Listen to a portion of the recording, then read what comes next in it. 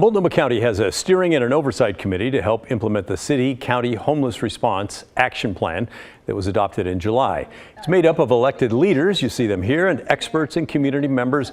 And today they all got together to talk about the county policy on tent and tarp distribution. You remember that earlier this summer, County Chair Jessica Vega-Peterson directed the county to stop buying tents and tarps until this committee can decide what the plan is going to be moving forward.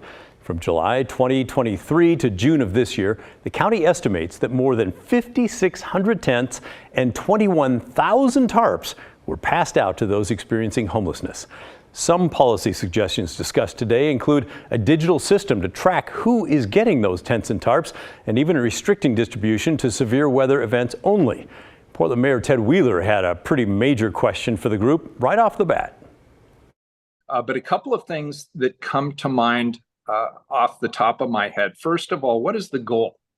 And implied in the responses that were given by the individuals and the organizations you surveyed, it's apparent that some people view this as a short-term stopgap, life-saving measure when we reach inclement weather that is potentially life-threatening to people.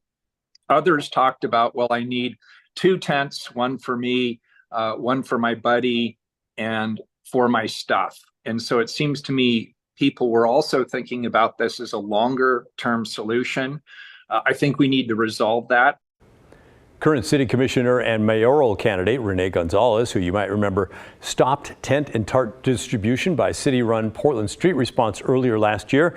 Well, he wants the practice limited further by the county.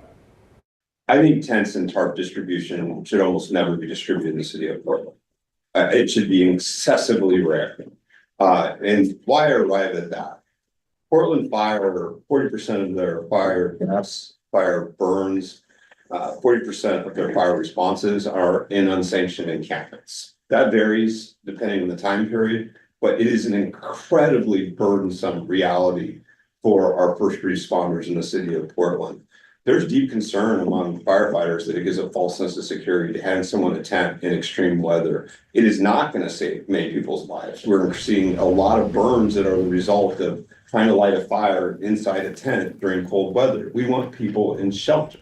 To me, that should be a policy priority. When it is freezing cold, we want people in a warm, heated space, not dependent on a fire inside a tent. While no decisions were made today, Mayor Wheeler says tough decisions surrounding the homeless crisis do need to be made by this committee instead of going along with the status quo and continuing to kick the can down the road.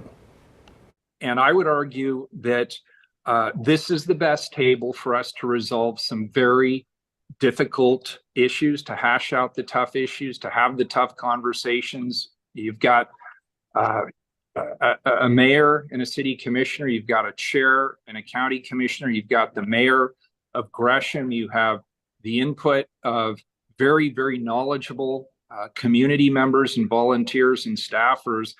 And what I would be disappointed in is if this group becomes conflict avoidant.